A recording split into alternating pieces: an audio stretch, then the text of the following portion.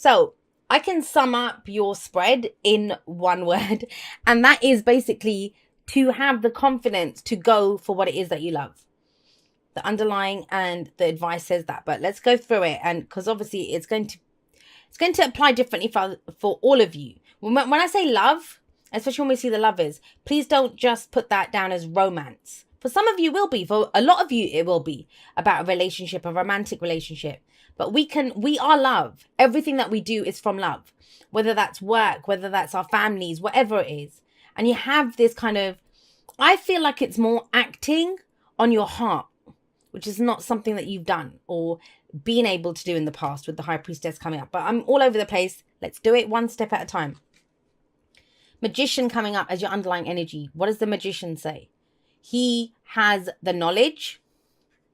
He has all the tools. But does he have the confidence to use what he knows and what he has to get what he wants? That's why he's seen as a manifester. You know, he's a master manifester because he can. He acts on... he uses what he has. He uses the tools available to him.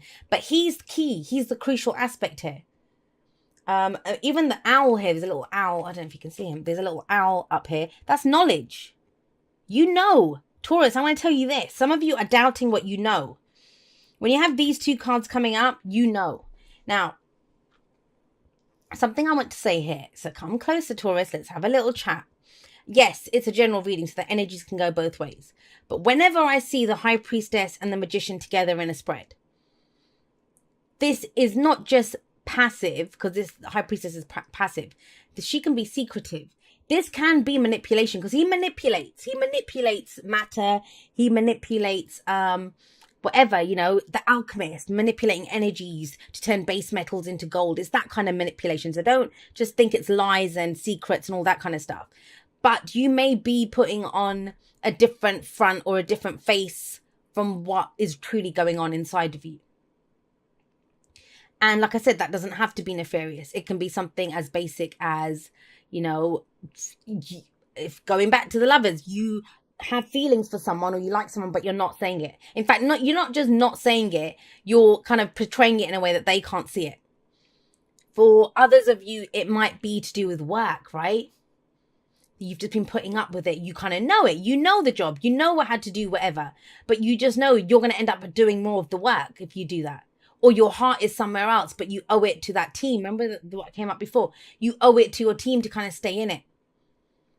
So your cards, no pun intended, are not fully on the table. However, this week is when they may just come out. So we have him, right? This is telling you, do you have the confidence to... It's communication. The Magician is communication. It's the card for Mercury. Mercury is pretty significant this week if you've looked at the astrology as well. But are you going to take that opportunity to say what it is that you want to say, to go for it? The Magician is the channel. He channels the energy where it needs to be. But you haven't been doing that. You haven't been doing that. Not with the High Priestess here. She knows. And you've known this for a while. Whatever it is that you know now, this was a gut feeling. This was your intuition. But you didn't act on it. She's very passive. She sits there knowing, but she doesn't say it. So she's very secretive as well. So this can be that whole kind of smoke and mirrors thing. Hey, look at this. But I know what's going on, but I'm not going to say it just yet. When the sun shows up, and the sun is here at the heart of your reading, everything gets revealed. Everything gets revealed. So if you're keeping secrets, I would say kind of go with it. I don't see it turning out, you know, difficult for you. Beautiful energy coming in from this. It'd probably be the best thing. But because it's the Magician, I feel like more you're being asked to communicate it, to be able to show it. Because you see the potential in some situation. So if you see the potential for happiness in a situation, why would you not go forward and say, this is who I am. This is what I want. This is what I see. This is what I want to happen here. This is what I want to build here. There is potential. And maybe that's been the thing, that you've kind of known how you felt in a situation, but you've not known if there was potential for whatever you feel to grow, to expand on this, to have more than what you have, right? And there is. When the sun shows up, there is. Especially when the sun is, I said this to Pisces as well. And interesting that Pisces comes up because we have the Queen of Cups there, which is Pisces, water energy, Pisces, Cancer, Scorpio. But I'm very much getting the sense that this is about you going for it now. Now you're clear on that. There is a path to this. There is a path to what I love. There is a path to get what I want, to build something here. But how does it get done? How do you do that? Why is there potential in the situation? It's because you see the potential in you, Taurus. The answers never come from outside of ourselves. I've said that to a couple of Taurus people recently, actually. I have a lot of Taurian clients. I don't know if it's this whole transit that's been going on with you guys. And so a lot of Taurus people have been coming to me for readings. And I guess it's the Aquarius connection, like, explain what's happening. But there is that kind of air energy here. We have, talking about Aquarius, we have Gemini, Libra, Aquarius energy. We have Gemini here as well. Mercury there. This is about you standing up for your truth, speaking your truth, going forward with your truth. This is no more hiding how you feel, no more hiding what you know, if it's work for you. And that's about going forward with your truth. And that's the whole thing with the Queen of Swords. She's gone through a lot of crap. The heartbreak queen, the divorce queen, the widow queen. She's seen it all. She's done it all. But it's given her a truth that she's not afraid to express now. But what does she do in return? She asks for the truth back. So I want to say this to you. For some of you, it's not just about you expressing your truth. This is about you going forward and saying, hey, what's going on with you in this situation? It's getting to, it's just finding out more information. She's not afraid to have those conversations. She will face the truth no matter what it is. Not just her own truth, but she's happy to express. Why would she be afraid? She's handled everything else that was thrown at her. Why would she be afraid to say, this is who I am? She's not. But there's something that you know, or some tools that you have, either a skill set at work, either, your good kind of relationship material too is coming in. You know that about yourself. You know that I can make this work. But this might be then about what's the next step that you take? So the first step to take is speaking your truth. Communication is key here. Confidently.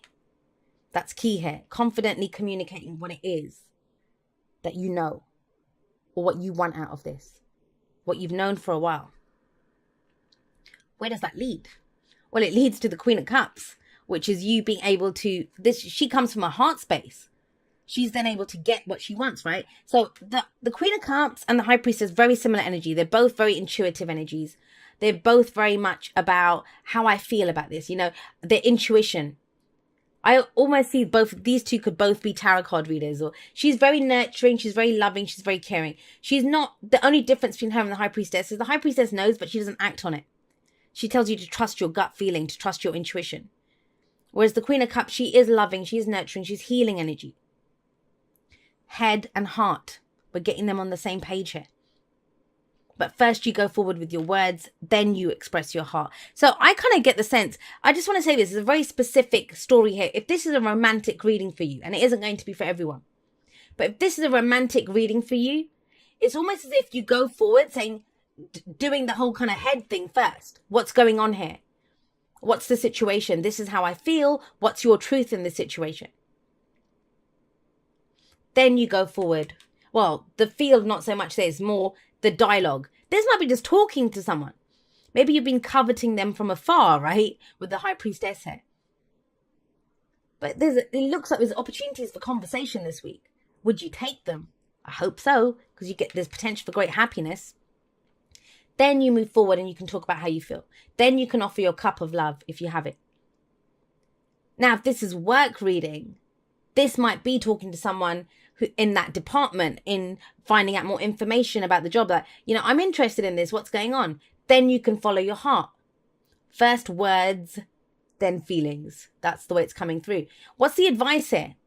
What is the advice? The advice is the Lovers. What do you love?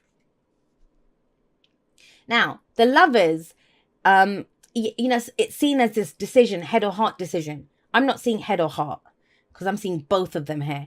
And that doesn't matter if you're masculine, feminine, whatever, right? The queens are very specific energy. I always see them as supportive energy, whereas the kings are more taking charge, taking control, advising energy. But we can all do that. We all have masculine and feminine energies within us. But the Lovers, it isn't a true head or heart decision, because the heart already knows what it wants when the Lover shows up. Some of you might be dealing with a Gemini here. But, you know, the heart knows what it wants. The heart knows what it wants. Are you going to let the head talk you out of it? That's what it says. And it's almost as if this week, you know, some of you might be saying, but I don't know. I don't know how the other person feels. I know how I feel, or I know how I feel about this job, but I don't know if there's got any vacancies. I don't know if what's going on with the other person. There's every opportunity to find out this week with the sun here, because the sun's a card of illumination. It shows everything. But the other thing is, I always remind everyone, you are the sun in the solar system of your life. You're the sun. You're the life-giving energy here. Whatever you focus on, it will grow. You will give life to it. This could be new creative projects. This could be starting something new. But you give life to this. You get your heart's desire out of that. But there's this kind of sense of this distance. No, your heart's already picked it. The Lovers is telling you that. Your heart's already picked what it wants. Now it's up to the head to make it happen. I don't even know what more to say about this. It's such a positive energy for you guys. But the key things are going to be here. What you love. And if you have the confidence to go for it.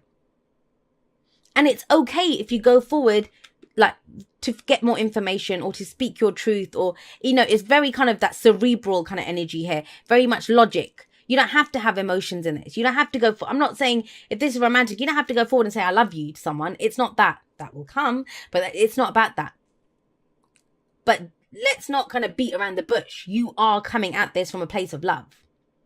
You love this project. You love this person. You love this job. This is your career. And you've known it for a while with the High Priestess there, but you didn't act on it before. And it's almost like this week, there's no excuses, Taurus. Sorry. I get it, you know, but there's no fear here. That's the thing. She's fearless. She's fearless in who she is. This is not about having confidence in the other person or the situation or the job or the whatever. This is about having confidence in yourself. That's the whole point of the Queen of Swords. What do I say about the Queen of Swords? Damaged people are dangerous. They know they can survive. And she doesn't intend to survive. She intends to thrive. She intends to have her heart's desire here. So it's amazing energy that's coming up in your reading. Confidence, though. Confidence is going to be needed this week.